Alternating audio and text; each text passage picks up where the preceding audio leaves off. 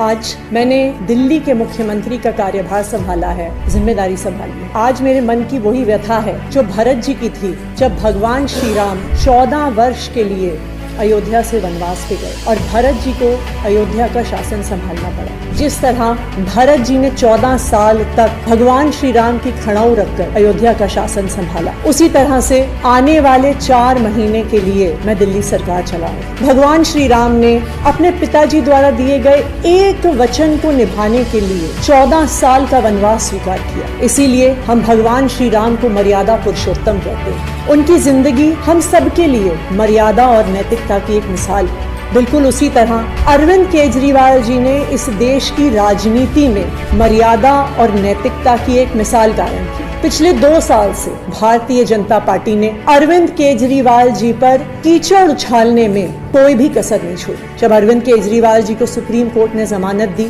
लेकिन अरविंद केजरीवाल जी ने कहा कि मैं तब तक मुख्यमंत्री की इस कुर्सी पे नहीं बैठूंगा जब तक दिल्ली के लोग उनकी ईमानदारी पर भरोसा नहीं दिखाते, और उन्होंने मुख्यमंत्री पद से इस्तीफा दे दिया। लेकिन दिल्ली के मुख्यमंत्री की कुर्सी, ये कुर्सी अरविंद केजरीवाल जी की है। मुझे पूरा भरोसा है कि फरवरी में 4 महीने में जो आने वाले चुनाव हैं, दिल्ली के लोग अपने प्यार के साथ, अपने आशीर्वाद के साथ, अपने भरोसे के साथ फिर से अरविंद केजरीवाल जी को मुख्यमंत्री की कुर्सी पर बैठाएंगे। अब तक ये कुर्सी इसी कमरे में रहेगी, अरविंद केजरीवाल जी का इंतजार करेगी।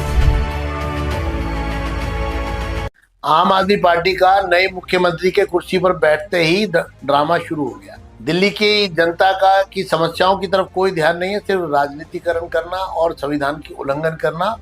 आतिशी ने जिस प्रकार से केजरीवाल जी की कुर्सी वहां पर रखी है अपनी कुर्सी के साथ, ये बहुत हास्यप्रद है।